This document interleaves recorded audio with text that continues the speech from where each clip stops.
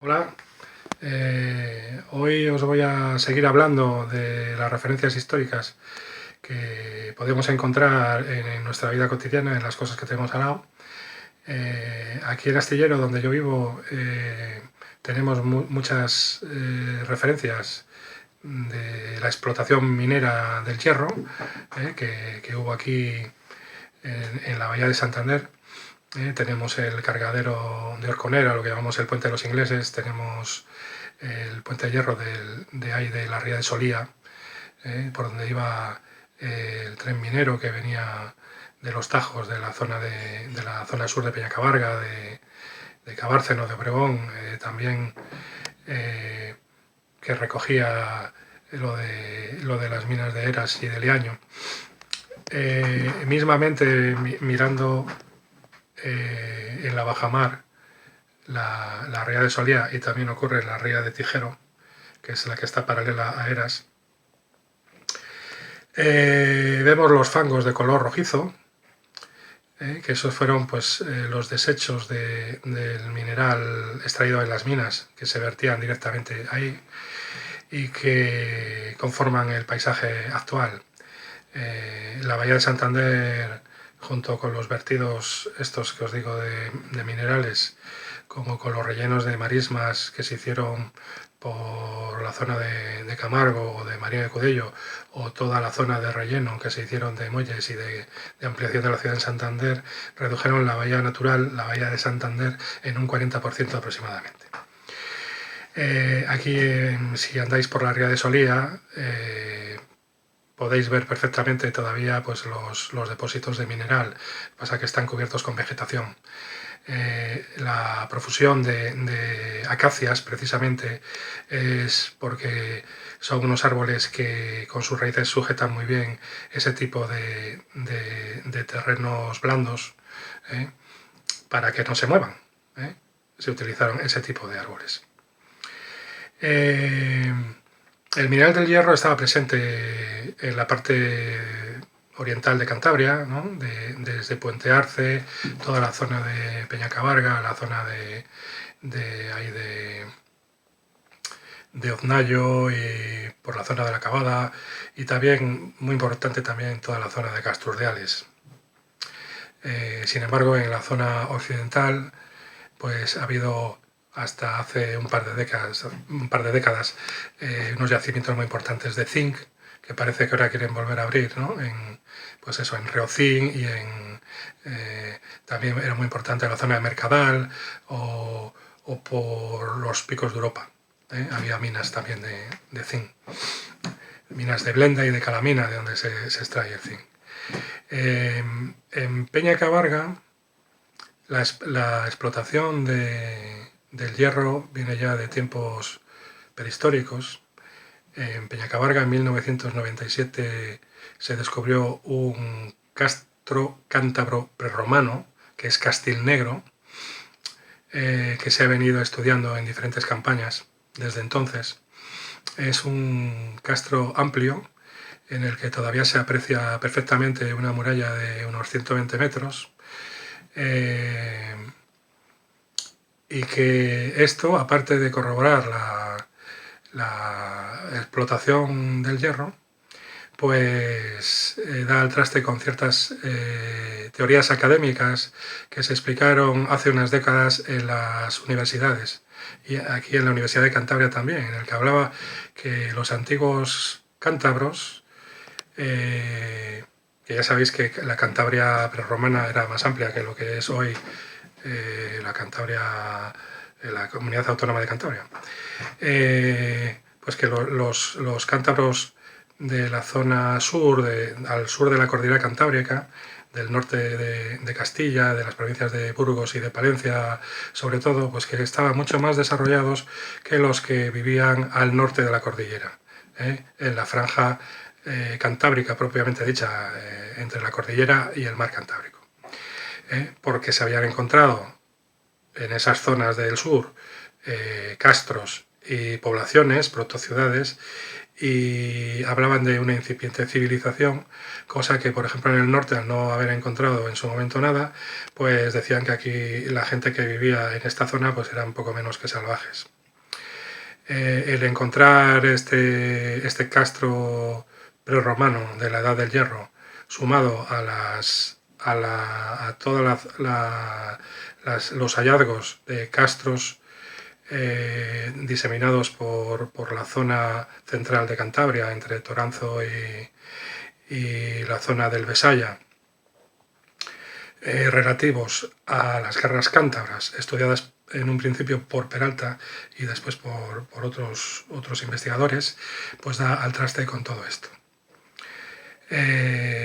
Los romanos, cuando llegaron a Cantabria, dijeron que había una montaña entera de hierro, se referían a la Peña Cabarga.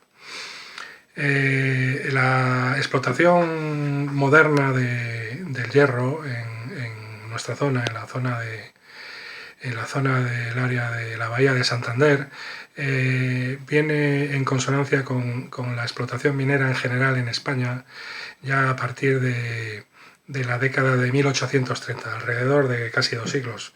Empezaron a venir empresas extranjeras de capital francés e inglés mayoritariamente y empezaron a explotar esto pues como con unas formas colonialistas.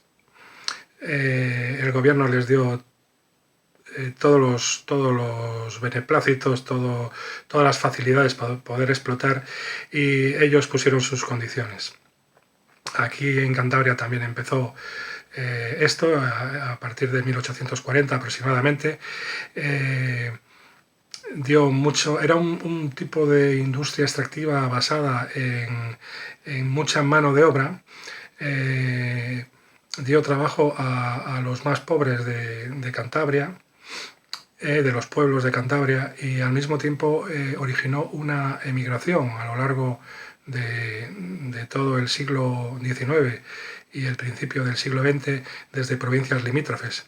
Mucha gente que venía de Vizcaya y al mismo tiempo mucha gente que vino de Castilla, sobre todo del norte de Castilla, a trabajar a esos tajos.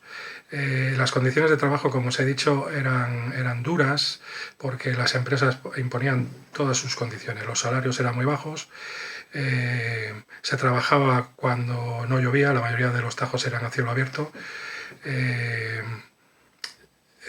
Las compañías te alquilaban a los obreros, les alquilaban las herramientas y luego se lo descontaban del jornal. La gente que era de aquí, de Cantabria, de los pueblos, pues seguía viviendo en sus casas. La gente que venía de los pueblos del interior de Cantabria se tuvo que realojar. Y empezaron alquilando en las casas de los vecinos, en las casas cercanas. Pero al llegar toda la inmigración de fuera de Cantabria, como os he dicho, de Vizcaya y de Castilla sobre todo, pues no había lugares suficientes. Entonces las compañías empezaron a hacer unas especies de barracones que llamaban cuarteles en el que se hacinaban los obreros y no había ningún tipo de higiene ni nada. Algunos de estos obreros, que la mayoría eran hombres jóvenes, solteros, pues empezaron a crear recelo en la población local. También hubo gente que venía con su familia, normalmente matrimonios jóvenes. No había suficientes casas para todos. Ya os digo que las condiciones higiénicas eran muy malas. Luego pues no había colegios para los niños, no había médicos. Esto hizo que los propios obreros empezaran a organizar. Empezó a haber un movimiento asambleario, asociacionista de los mineros pidiendo mejoras sociales. Querían lugares mejores para poder vivir, querían escuelas, querían mejores salarios. En algunas empresas al principio les pagaban con vales que para cambiarlo en unos economatos que eran de las propias empresas por alimentos o cosas de primera necesidad, y encima que los precios eran abusivos. Donde pagaban con dinero, pues lo mismo, eran sueldos pequeños, los precios estaban obligados a comprar en esos economatos, los precios eran mucho más caros que en cualquier tienda del exterior. Esas fueron las primeras reivindicaciones. Las propias empresas mineras, precisamente por la presión social de esos obreros, empezaron a construir viviendas un poco mejores, y en algunos casos empezaron a construir escuelas, ¿no? En casos de Obregón, o la escuela que hay en San Salvador. Incluso aquí en Astillero pues, se abrió el asilo de San José, precisamente para... En 1906 creo que había 300 niños de los mineros, hijos de mineros, en los que allí pues les instruían, les enseñaban pues a leer y escribir y las 4 reglas matemáticas, me imagino, un poco más, y les daban de comer. Precisamente ese asociacionismo de los mineros espontáneo acaba transformándose ya en sindicatos obreros, la mayoría socialistas, muchos estaban, ya cuando pasa el tiempo, se afilian a la UGT. Astillero es un centro importante en el que viven parte de esos mineros que van a los tajos de aquí, de la bahía, aquí a San Salvador, a Eras, a Liaño. Aquí se crea la primera asociación socialista y participan en las huelgas, primero huelgas mineras por la reivindicación de sus derechos en consonancia, en unión con las minas de Vizcaya, y luego ya de carácter ya más político reivindicativo a partir de finales del siglo XIX, huelgas generales en toda España, como la de 1906 o 1910, en la que fueron consiguiendo ciertos derechos, pero sobre todo mucha represión. La minería del hierro dio mucho dinero a la gente que invirtió en ello, a los hombres de negocios que empezaron a invertir dinero en ello ya desde mediados del siglo XIX, como os dije. Diversifican las ganancias. Unos invierten en navieras, en barcos precisamente para el transporte del hierro. Hay navieras cántabras, navieras vasco-cántabras, igual que con las compañías mineras, y también compañías navieras inglesas sobre todo, porque hacen la exportación de mineral de hierro era hacia Inglaterra mayormente, de ahí el cargadero de Horconera, ahí venían los barcos, se cargaba el mineral de hierro, y esos barcos de vuelta de Inglaterra traían por un lado carbón inglés, carbón del país de Gales, la mayor parte de ello, y también manufacturas, maquinaria, cosas fabricadas, que aquí en este país se carecía de ello. Hay, por tanto, otro negocio en eso.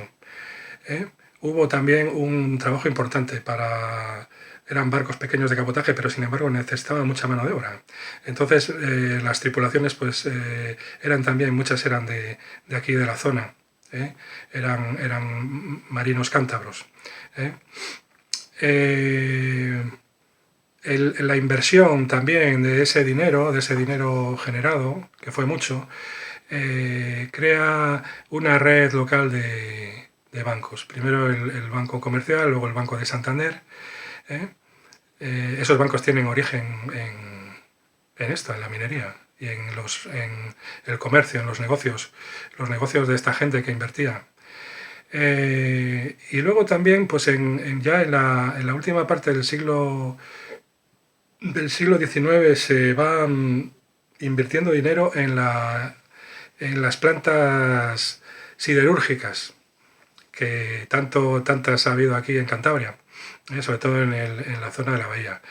Transformación del mineral en hierro y acero, los astilleros, teníamos un astillero aquí en Astillero, astilleros de Santander, luego estaban astilleros del Atlántico y Corcho allí en Santander, dio trabajo hasta la crisis de los años 70 a mucha gente, ¿no? Hasta principios de los 80, ¿no? Dio trabajo a miles de personas. Muchas familias vivieron en Cantabria de ello. Y el auge minero, de lo que estamos hablando, el auge minero del hierro viene a finalizar en 1920.